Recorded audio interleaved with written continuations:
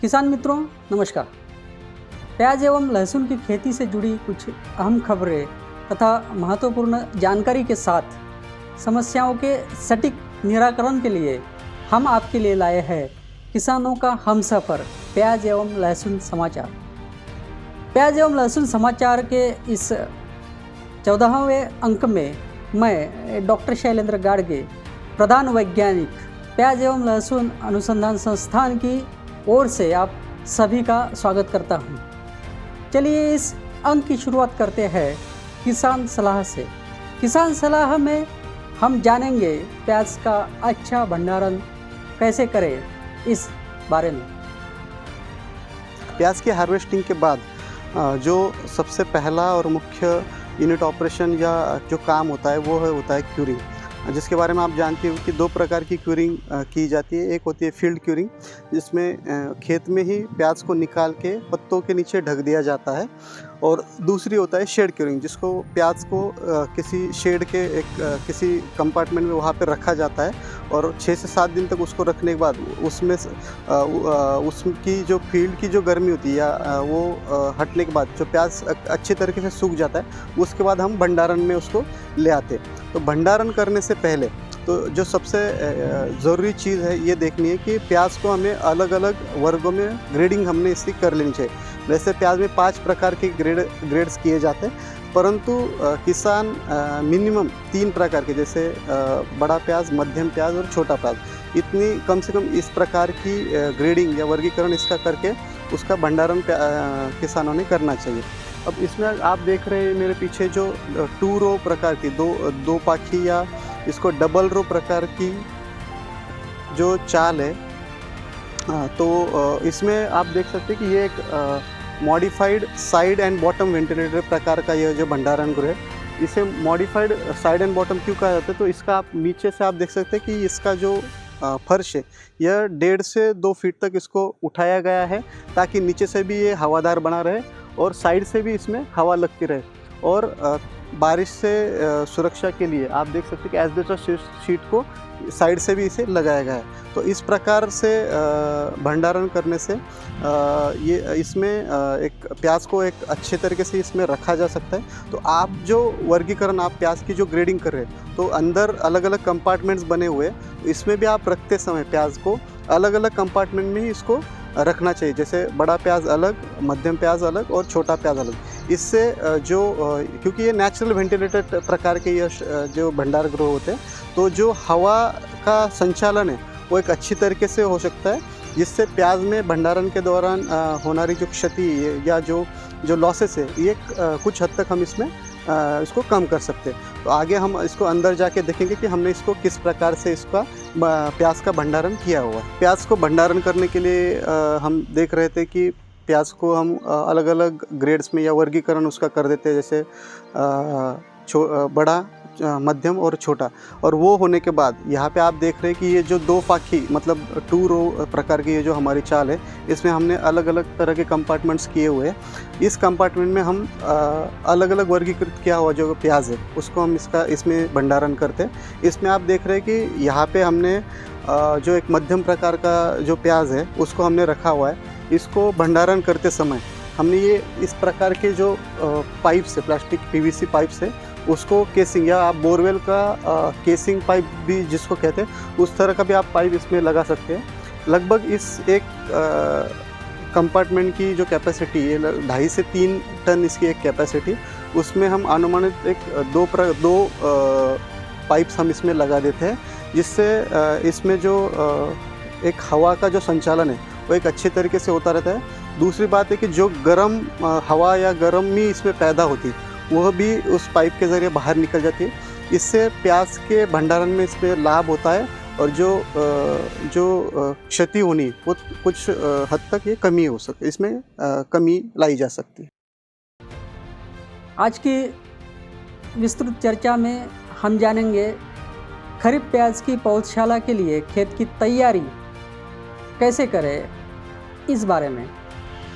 तो किसान मित्रों, सबसे पहले मौसम के अनुसार सही किस्म का चयन करना बहुत ही आवश्यक होता है, जिससे कि अच्छा उत्पादन प्राप्त किया जा सके। खरीफ प्याज उत्पादन के लिए संस्थान ने अच्छे उत्पादन देने वाली कई प्रजातियां विकसित की है, जैसे कि भीमा सुपर, भीमा रेड, भीमा राज, भीमा डार्क रेड, भीमा शुभ्रा, भीमा श्वेता, भीमा सफ़ेद।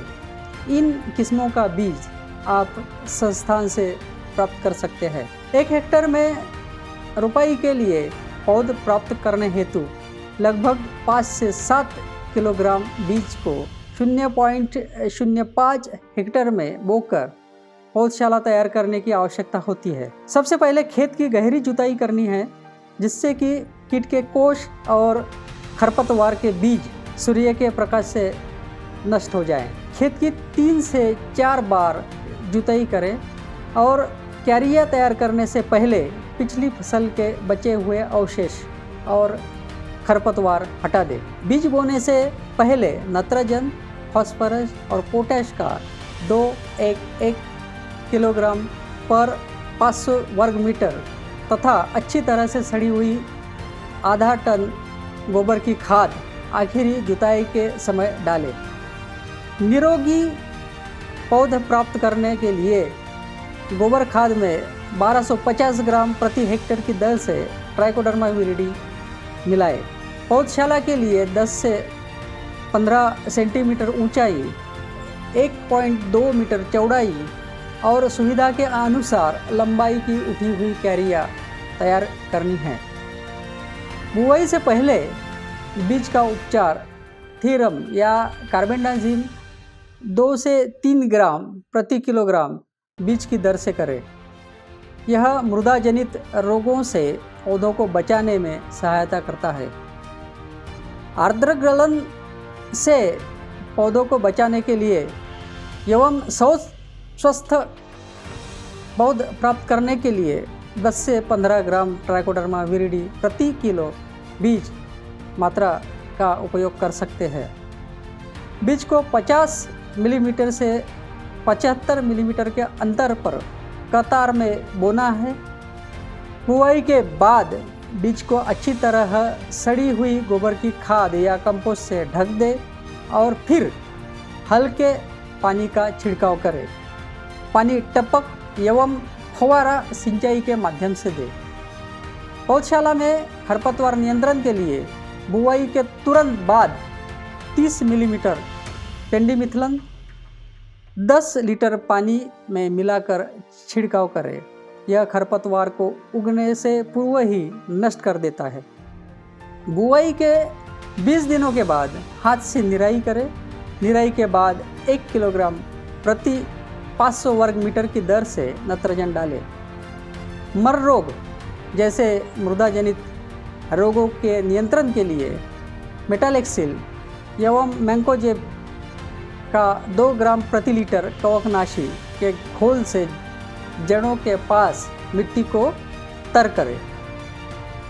पत्तों पर भूरा धब्बा रोगों का प्रकोप दिखाई देने पर प्रोपिकोनाजोल या हेक्साकोनाजोल या ट्राइसाइक्लाजोल 1 मिली प्रति लीटर की दर से घोल का छिड़काव करें।